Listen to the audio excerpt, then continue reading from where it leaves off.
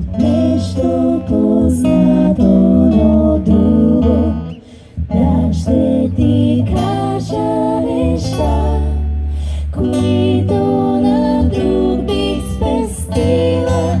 Не и на теб, не този път, не и сега или никога пак.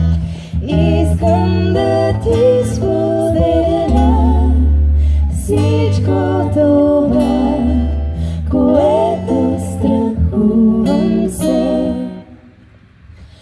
Може би всичко се случва сега, точно с нас, точно тук и така, за да видим защо всичко добро идва, когато не търсиш.